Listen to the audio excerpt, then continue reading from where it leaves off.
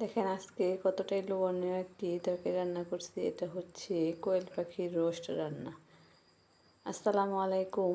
আমার চ্যানেলটি আপনারা সাবস্ক্রাইব করে রাখুন। আমার চ্যানেলে পাবেন গ্রামের যত সাধারণ রান্না বান্না।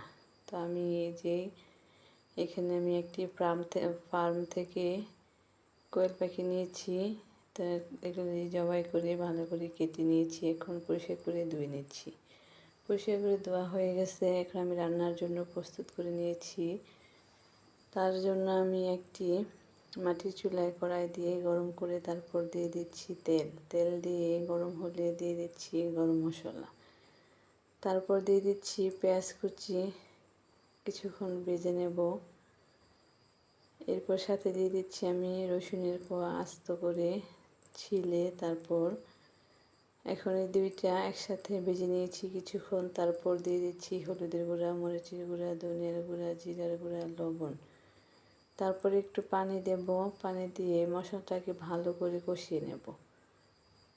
এদিকে আমি আদা রসুন দিতে ভুলে গিয়েছি, এই জন্য আমি আদা রসুনগুলি একটু পরে দিয়ে দিচ্ছি। দিয়ে আমি মশলাটাকে ভালো করে কষিয়ে নেব যাতে আদা রসুনের কাঁচা গন্ধটা না থাকে।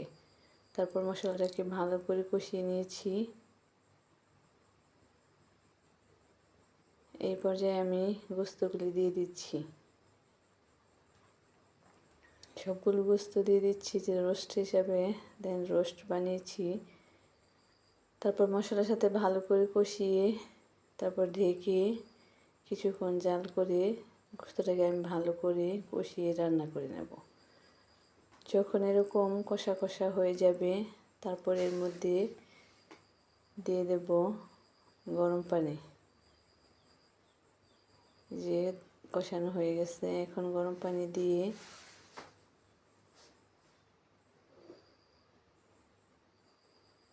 নেড়েচেড়ে আবারও ঢেকে কিছুক্ষণ জাল করব। তো এরকম যখন বলক এসে যাবে তারপর নেড়েচেড়ে আমি এর মধ্যে একটি মশলা অ্যাড করে দেব। তো এই মশলাটা কিন্তু এই যে দেখেন মাংসের মশলা, যে কোনো মাংসতে ব্যবহার করা যায়। কবুতরের মাংস সব মাংসতে ব্যবহার করা যায়। এটি কোনো নির্দিষ্ট কোনো মাংসের নাম নেই।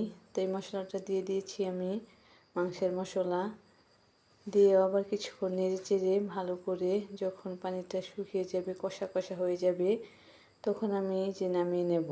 দেখেন কতটাই লোভনীয় হয়েছে, একদম কবুতরের বাচ্চার মতো মনে হইতেছে। অনেক মজা ছিল, অনেক মজা ছিল। ভালো লাগলে আমার চ্যানেলটি সাবস্ক্রাইব করে রাখুন।